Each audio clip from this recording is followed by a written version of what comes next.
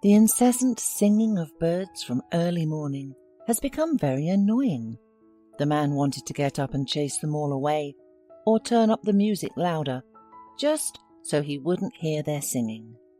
John was angry because for once he had decided to sleep in for an extra hour, but the birds woke him up and stirred up an uncontrollable rage. He hated birds because they were associated with his best days. He also hated himself for not finding the strength to do the right thing back then. Though, who could say what was the right thing to do? Then it seemed right, but now he thought differently. He was younger then and didn't understand much. Now he knew for sure that it was very difficult to correct past mistakes. Forced to get up, the man took a shower out of habit, prepared himself a cup of espresso, and while the coffee was cooling down, he managed to change clothes. John did everything out of habit. All his actions were so repetitive that life resembled a series of grey weekdays that repeated themselves over and over again. It was more like Groundhog Day, as if he was stuck in a time loop, and all the events in his life were painfully familiar. The man knew exactly how his day would go, but today was going to break his usual routine and knock John out of his rut. As usual, John left his car in the parking lot, straightened his jacket, and slowly walked towards the office building. Suddenly, a dirty boy flew out to meet him. Beggars never came so close to this place before, because the business centre was under guard. John began to look around because a 10-year-old child should not ask for alms alone. But who can understand these cunning schemes according to which beggars act? Every time they come up with a new way to get more money from people. The man already wanted to bypass the boy, but he did not allow himself to do so, almost throwing himself at John's feet. And then John decided that if he gave the child a little, he would certainly leave him alone. He put his hands in his pockets, but there was no change or cash at all, because the man was used to paying for everything with cards, and only withdrew money in the most extreme cases. "I don't have any money. Go find another victim," John frowned, trying to push the boy away. But the boy didn't intend to give up. He looked at John with a pleading gaze and didn't dare say anything. The man began to lose patience. On the one hand, he wanted to help the child, as it was clear that he was hungry and hadn't eaten properly for a long time, judging by the shabby clothes hanging on him like on a skeleton. John spent a decent amount of money every month to help the needy, and he was never told where it was spent. And how can you trust this child? What if you give him money for food, and he will give it to someone else who exploits him? "You're my dad! Help!" the boy whispered, confused. For a moment the man was stunned, lost for words, and didn't know what to do. But after thinking over the child's words again in his head, John laughed. "Dad? You probably mistook me for someone else, kid." To be honest, John had already gotten used to the fact that they were trying to impose other people's children on him. Everyone wanted to profit from someone else's, and John treated such statements with irony. Probably the child was taught how to press on the pity of the rich people, and not only pity. The kid threatened to the name of John Reynolds because journalists could hide anywhere to get a fresh gossip or a scandal, and right now they were probably nearby, keeping their cameras ready. How much John hated the press. Okay, if they wrote news by fact, but no, they usually twisted everything and passed the lies off as truth so skillfully that people began to believe them. "So, kid, you seem to be crossing all boundaries." John grabbed the boy by the hand and dragged him to the side. The man was scary to break something in him because the boy looked weak. However, the boy turned out to be tough, and when John took his hand, he made good resistance. curious looks were followed on John and the boy, and it made John uncomfortable. He feared that at any moment the boy's mother would jump out of the bushes and start screaming that her child was being mistreated. He would have to pay a lot of money to silence them. John's head began to ache, his blood pressure rising from nervousness. Glaring at the boy, John retorted, "Who do you think I am, your father? I don't have any children, and never have." Of course, considering the wild life John had led at one time, he could have had a child, but it was unlikely that this boy was his illegitimate son. "Mom said," stammered the boy, digging his bony hands into his pockets, "that you're my dad." "Did your mum tell you anything else? Like the fact that there are aliens living in space, for example?" Look! The boy pulled a ring with jade out of his pocket and handed it to the shocked John. He would recognize this piece of jewelry even with his eyes closed, as he made it himself and gave it to his beloved girlfriend once. He learned to create jewelry from his grandfather when he was young. But when John moved to his father, he went wild, felt the taste of money, and lost his mind. He gave this ring to Lizzie before their separation, which was supposed to be short, but ended up lasting a lifetime. "Come with me," John said through clenched teeth, swallowing the lump in his throat and holding the ring the boy gave him. Of course, the man could have pretended that he didn't notice anything unusual, but it was just an ordinary piece of jewelry, of which there are so many sold in underground passages. But he recognized it. And if this really was his son, his heart beat unevenly against his ribs. A heart arrhythmia is a bad sign at your age, John would have been told by a doctor, but John thought to himself that it would probably be better to have that very same arrhythmia at this second than such a release of adrenaline in the blood. He looked at the boy walking beside him and couldn't understand how one could receive a hello from the past after so many years. He parted ways with Lizzie almost 11 years ago. Of course he often thought of her, but he would never have dared to return to her life again after succumbing to his father's influence, his desire for money, and betraying his love. The man hated the singing of the birds because it reminded him of her, of beautiful Lizzie, a beautiful girl with a light soul and a big, kind heart. They often spent time in nature by the lake, on the patio of the house, walking through the forest and listening to the singing of birds. And when Lizzie was no longer in John's life, he hated the chirping that cut deep into his soul, where all feelings and memories were buried. On the way to his office, everyone kept staring at John and the boy with their mouths open, as if they had seen a miracle, and the man was angry and ready to cover everyone's eyes with tape. He didn't fully understand why he had gotten involved with the boy, but there was something about this situation that made him act this way, not otherwise. "Are you sure you're my son?" John asked, squinting slightly, when he and the boy were in his office. "That's right, Mom showed me your pictures. She said that only you can help me." "And what about your mum? Let's say it's true and you're my son. You're already a grown-up boy. Tell me, why did your mum keep silent all these years and not tell me anything?"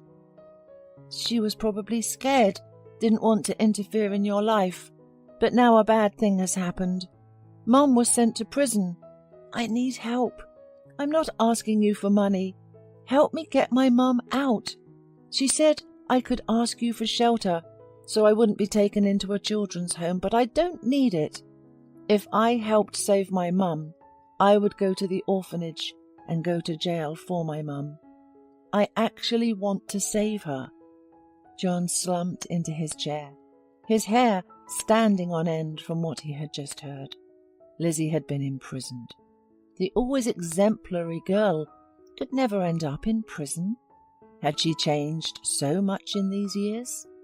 It seemed like the boy standing in front of him was a quite grown-up, although he may have spoken intelligently, but he was still a kid whose eyes was filled with the strongest fear.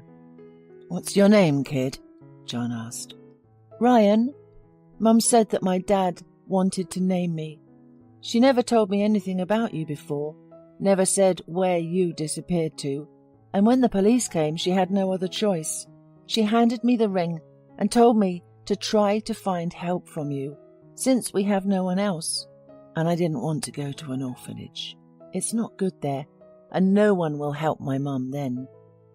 "Ah. What's your mum's name?" John was still trying to convince himself that this was not his son, despite the multitude of pieces of the same puzzle that were ready to fit into a common picture. "Lizzie, you know what her name is," the boy frowned. "Mum kept clippings from newspapers with your interviews. I didn't understand why she was collecting them all, but then it dawned on me. I don't know why she was afraid to tell me about you. I wouldn't have come without a reason, like now." "And why did they imprison your mum?" John continued to bombard the boy with questions, even though he knew he had to think about how he could help. "Our neighbour, Mrs. Garrison, was very sick. She helped us at one time like no one else. She sat with me while my mum was at work. She was like a grandmother to me. My mum worked in a hospital and had access to medicines that were very difficult to get. Mrs. Garrison had to wait until all the approvals were passed. But how much to wait if the poor old lady was dying of pain while she went through all the necessary commissions? Anyway, my mother decided to take some and then return it when Mrs. Garrison got her medicine. But they noticed it, and she was condemned, saying she should have waited, and they would have given it to her for free. One good thing, Mrs. Garrison was taken to the hospital. They took her under special care now. I don't know how to get my mother out. If I had the money to bribe whoever I had to." "Oh, kid," John said, shaking his head. "You're still too young to be giving bribes to anyone." "But I'm a real man," Ryan protested. "You should not look at me for being a boy. I would do anything for my mother." Suddenly, it seemed to the man that he was not talking to a child currently, but to a fully formed adult personality. The boy spoke just like an adult, although according to John's rough calculations he was only 10 years old. "Okay, let's think of something together to get your mum out of prison. They shouldn't have put her there for that. And if we have to, we'll give a bribe." "I don't have any money," Ryan said, shaking. And the ring, his mum strictly forbade him from selling it just like that. She said that only if someone threatened my life, then you would refuse to help. But otherwise, she asked to keep the precious thing safe." John's heart tightened, and that nasty suffocating lump formed in his throat again. It was hard for the man to think about the past, when he was so happy, but left it all behind. How would his life have turned out now if he had chosen the woman he loved instead of the money back then? He probably would have worked somewhere in a company or maybe become a farmer. Who knows? Now you can't even guess how it could have been if. And Lizzie didn't forget about him. She kept his ring. So she loved him, not hated him. Or maybe it was the other way round. Perhaps she wanted to use it as a weapon against him one day and blame him for everything, saying everything she had kept inside for years. Summoning his secretary, John ordered her to get clothes and a meal for the boy as quickly as possible while he was in a meeting. He also strongly recommended that Ryan did not leave the office and warned the secretary that if he disappeared, the punishment would be severe. During the meeting, John couldn't stop thinking about Lizzie. She was always too kind and self-sacrificing, always doing so much more for others than she did for her. She was a real angel, and remained so. deciding that he would pull Lizzie out at any cost. John was afraid to think about what would happen to them afterward. He didn't expect her to welcome him with open arms. He wanted to ask Ryan if his mother had raised him alone all these years, and if she had a husband during that time. However, he felt that it would be shameful to ask a child such questions, even though Ryan tried to act grown-up and independent. After the meeting, John returned to the office to find that Ryan had already been fed. However, there was no smile on his face, only sadness because he missed his mother. They were each other's only family. Even though his mother always considered him a child, Ryan tried to help her, and in the small country community where they were living, he always found a part-time job. Sometimes he bought her flowers or bought her chocolate to see her smile. Of course, she scolded him for being too young to earn money, but also praised him for his independence, since she had no family to rely on. Most of all, she feared that he would be taken away and sent to an orphanage. So she tried to earn as much money as possible to pay off the debts she had gotten while Ryan was a baby and often sick. Lizzie did everything for her son, and Mrs. Garrison was the only person who helped. Ryan understood how difficult it was for his mother to take that step. She agonized over it for a long time, tormented by doubts. And he also knew that she had been set up. He saw in his mother's shocked face how surprised she was when the police told her how many ampules of medicine she had taken. "I only took one to help the elderly person. Why do I need so many?" Mrs. Garrison would have been given it in a few days anyway, but she just couldn't suffer any more pain, Lizzie cried. "Who knows? Maybe you're selling them. In any case, you'll be imprisoned for a very long time for this." Ryan hid, trembling and afraid that he would be noticed. Before opening the door to the police, his mother gave him instructions on what to do if she was taken away. Now the boy was deeply upset, afraid to even think about what would happen to his mother. Of course, she was afraid to take that step because of her son. She was afraid that he would be taken to an orphanage, but she couldn't leave the elderly woman to die in agony. She wanted to help her a little, to ease her suffering. John called a good acquaintance and asked him to gather information on where Lizzie was taken and how bad things were. While he tried to distract himself with work, he entirely ignored the presence of his own son in the office. And why would he be sure he was really his child? What if Lizzie gave birth to another man's child? But now, looking at the boy, John noticed a certain resemblance to himself in childhood. It was like looking at old photos on an album. Soon the acquaintance called back and named a sum of money that would make the case go away. He managed to find out that the head of the clinic where Lizzie worked had long had a grudge against the woman and took advantage of her small mistake to get rid of this too righteous employee who always tried to achieve justice. Without hesitation, John transferred the necessary amount and began to get ready to go after Lizzie. By that time, clothes had been brought for Ryan, and the man ordered him to change. He paid no attention to the sideways glances of his subordinates.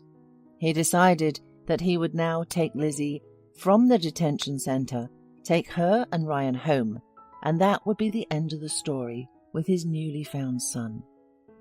However, seeing the girl from his past, his head started spinning. The events that brought many pleasant and memorable moments came flooding into his mind, and it was difficult to cope with them. Lizzie hesitantly looked at John and said that she would definitely thank him. But the man did not need gratitude. The only thing he desperately wanted was to talk to Lizzie, and he begged her for it. Just one conversation. After bringing them home with the boy, John decided that Lizzie and her child would definitely not live in this place. He wanted to take everything on himself and buy them a new home. The only thing left was to convince Lizzie to accept such an immodest gift without thinking that he was trying to redeem his sins. John was confident that he could do it, even if not right away. Lizzie told John that the head of the clinic had been after her for a long time, trying to seduce her, despite having a wife and children. Of course, Lizzie refused, and the man promised to cruelly avenge her and hit her when she least expected it. I didn't steal any medicine. I got permission from him to take 1 ampule. But it turned out to be a trap. I don't know what I would have done if not for you. You saved me and Ryan. Why didn't you tell me earlier that I had a child? John asked with hurt in his voice, even though he scolded himself. After all, it didn't make sense for John to be angry at Lizzie. He was to blame for many things, including her not telling him the truth about their son. Lizzie was silent for a while, as if trying to gather her thoughts and choose the right words. Then she looked at John sadly. I tried. I found your address and came to tell you about the pregnancy, but your father kicked me out. He said you were getting married, and then the news of the wedding broke. What was I supposed to do? You didn't want to talk, you didn't tell me anything. You didn't even say that you were planning to marry someone else. It was a marriage of convenience. We divorced a few months after the merger of the companies. John tried to justify himself. I know I don't deserve forgiveness, but I really wish you could find it in your heart to give it to me. My father didn't tell me about the child. I didn't know. But that doesn't diminish my guilt. John got up, said goodbye to Lizzie and left, realizing that they both needed time. He had to come to terms with the fact that he had a son, and Lizzie had to think things over and decide whether she was ready to trust someone who had betrayed her once again. John knew that he would do everything now to make this woman happy, but he doubted that she would believe him again. John knew that he would do everything now to make this woman happy, but he doubted that she would believe him again. The man started visiting his former girlfriend and son frequently, bringing gifts. One day, the boy invited him to have a serious conversation. Stop tormenting Mum. Thank you for your help, but you need to make up your mind. Either apologize to her properly and live together, or stop coming here for no reason. Mum cries secretly after your visits. She's still suffering. I can't bear to see her suffer. That's not why I came to you for help. John was proud of his son, who was smart and brave beyond his years, and he finally decided to talk to Lizzie. The woman found the strength to forgive the man and let go of all the resentment, stepping from the past into the present, across the huge chasm that had once separated them. Lizzie and her son moved into John's house. Ryan was transferred to a private school where he could develop all his abilities. Newspapers continued to write articles about the millionaire who adopted a homeless boy and acknowledged him as his son.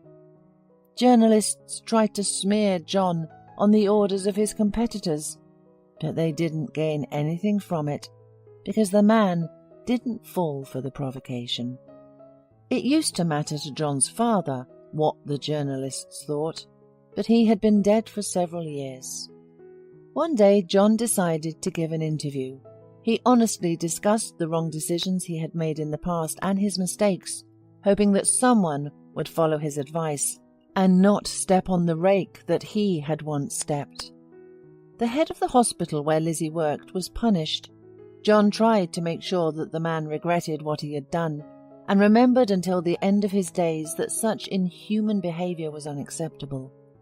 Mrs. Garrison spent the rest of her days in the best place, where she was taken care of, and her painful sensations were relieved. Lizzie was grateful to John for taking care of that woman. She saw that the man had changed, and that's why she forgave him.